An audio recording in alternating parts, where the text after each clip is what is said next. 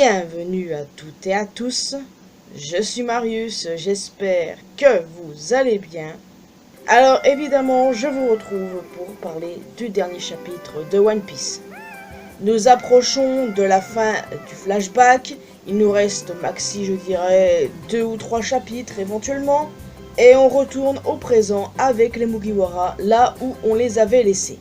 Alors avant de rentrer dans le vif du sujet, un petit mot sur la première page, qui est bien sûr une requête de fans, où une famille de moutons tricote 6 gants à Octi. Le chapitre commence avec un peu de positivité. Nous pouvons voir que la réputation d'Elbaf s'est considérablement améliorée à travers le monde. C'est tout ce que Harald souhaitait, on le voit même positif quant à l'avenir. Il y croit à fond. C'est tellement triste que pour y arriver, il ait dû vendre son âme au diable. Ida est bien évidemment morte. Oda nous a montré sa tombe, histoire de bien remuer le couteau dans la plaie. Ida et Harald formaient un couple adorable, n'empêche. C'est tellement triste que ça se finisse comme ça. Loki a bien fait de détruire le village de ses ordures, clairement. Mais vu qu'il était emprisonné, il n'a malheureusement pas pu dire au revoir à sa seule mère. C'est vraiment triste, d'autant plus qu'il l'a senti de sa cellule. Les mères dans One Piece ne font pas long feu. Ça fait je ne sais combien de darons qu'on voit mourir depuis le début du manga. J'ai perdu le compte à force. Je me demande ce qu'Oda a contre les mères. Je dis ça, je dis rien, mais bon, à chaque fois qu'il y a une mère dans One Piece, tu peux t'attendre à ce qu'elle meure. C'est pour ça qu'il faut pas trop s'attacher. Ouais, c'est trop tard. Ida était un bon perso, et je me suis attaché. Bravo Oda, merci encore une fois de m'avoir fait chialer.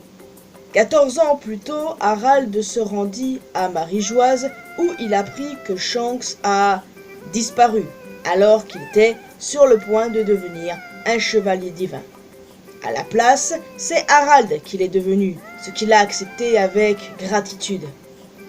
Il a rencontré Imu, scellant ainsi le pacte avec le diable. Harald est non seulement devenu plus fort, mais aussi immortel, tout comme les autres chevaliers divins.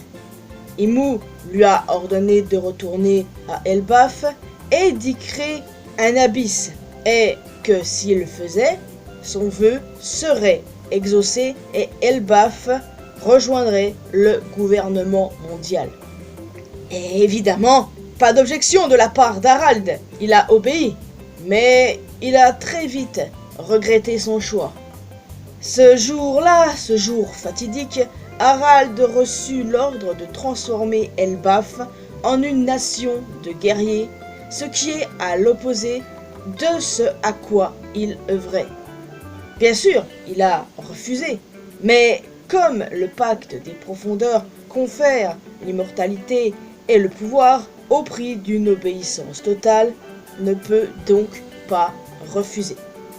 Harald, réalisant qu'il perd le contrôle et que le plan a toujours été d'asservir les guerriers d'Elbaf, demande à ses gardes de l'enchaîner à un pilier et d'appeler Jarl et Loki au château.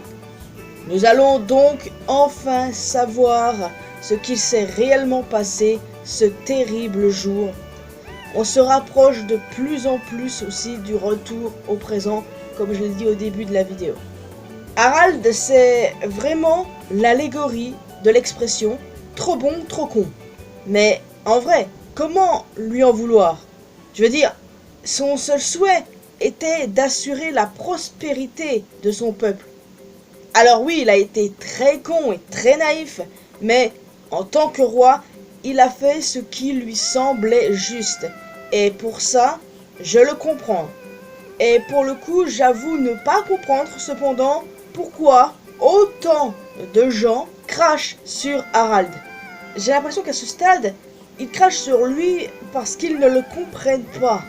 Le but du personnage est noble et honnêtement, c'est ça que j'aime avec lui.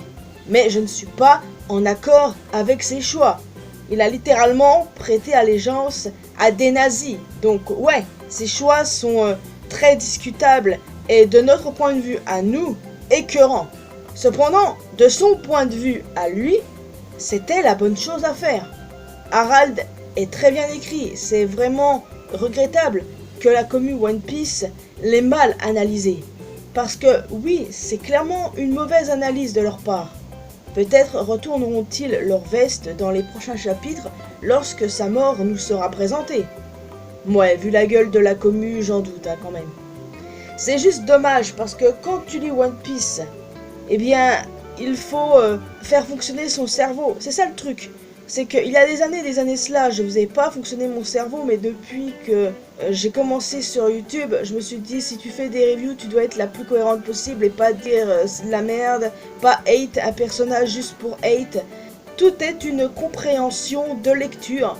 Mais bon, vu que certains lisent avec le cul, je ne pense pas qu'on puisse faire quoi que ce soit. Donc oui, pour en revenir à Harald, de son point de vue, il a fait la meilleure chose possible pour son peuple. Le truc, c'est que le gouvernement mondial est mauvais, on le sait. Harald, effectivement, devrait le savoir du moment que son meilleur ami, Xebec, a été tué par eux. Et effectivement, il a aussi rencontré Zoro. Zoro qui est une victime de Buster Call, donc de gouvernement mondial. Zoro ne lui a jamais parlé de ça? Probablement pas, parce que Zoro, comme les autres, devait être au courant qu'Harald avait pour projet d'affiler Elbaf au gouvernement mondial. Alors, pourquoi il ne lui a pas parlé de ça? Donc, j'avoue que là-dessus, je comprends pas trop. Mais en soi, le personnage est bien écrit. On peut ne pas être en raccord avec ses choix, ne pas l'apprécier, c'est tout à fait normal. Mais pour moi, le minimum, c'est de le comprendre. Moi, ce que j'aime bien avec les commus, c'est que même si vous n'aimez pas un personnage, si vous le comprenez, c'est déjà ça de gagner.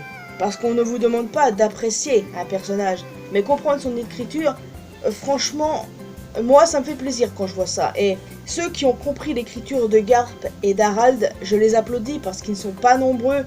Et merci les amis, merci parce que je me sens moins seul. Parce que sur les réseaux sociaux, j'en ai vu quelques-uns, pas les défendre, mais disons les comprendre, vous voyez. Et moi ça me fait du bien parce que je suis en mode, enfin des gens qui comprennent ce qu'ils lisent.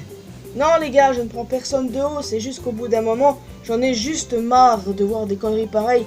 Genre des gens qui hate Garp ou Harald mais qui adorent Doflamingo, s'il vous plaît là. Soyez un peu logique. Encore une fois, c'est normal d'aimer les méchants, tout comme les détester, mais par pitié, ayez un peu de bon sens. Parce que bon, il y a des personnages dans One Piece que je hais, comme Orochi par exemple.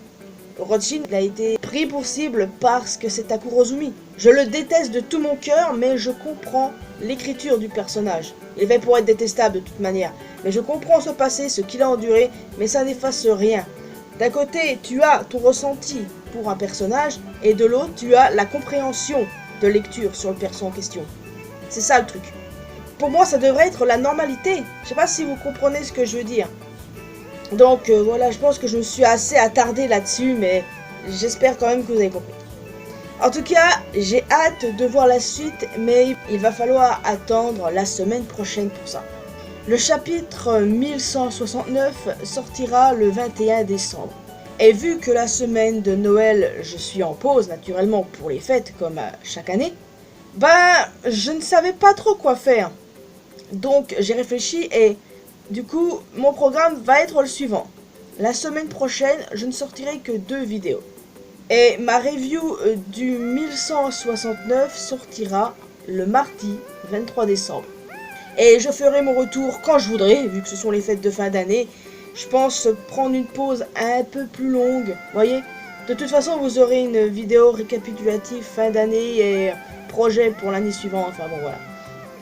Voilà, c'était pour vous prévenir. Donc voilà les amis, j'espère que vous avez apprécié cette vidéo. N'hésitez pas à me dire ce que vous avez pensé de ce chapitre. Combien selon vous reste-t-il de chapitres avant qu'on retourne au présent, qu'on retrouve les Mugiwara? Je dirais vers 2 ou 3 à peu près, peut-être juste 2. N'hésitez pas aussi à me dire ce que vous pensez du personnage d'Harald. Vous avez le droit de ne pas l'aimer, attention. Juste pour en revenir à ce que je disais précédemment, ma longue plaidoirie, J'espère juste qu'au moins, comme moi, vous comprenez le perso et que vous n'êtes pas juste en mode il s'est allié avec des nazis qu'il crève. Non, non, non, faut pas avoir cette mentalité les amis. Parce que j'en ai vu bien trop souvent, mais comme ça. Donc en plus d'un commentaire, n'hésitez pas à laisser un petit pouce bleu, ça fait toujours plaisir. Vous pouvez me retrouver sur mes réseaux sociaux, les liens sont bien évidemment dans la description. Et le plus important, abonnez-vous à cette chaîne ainsi qu'à ma chaîne secondaire pour qu'on puisse se retrouver dans une prochaine vidéo. Et n'oubliez pas d'activer la cloche notification bien sûr. Bye bye.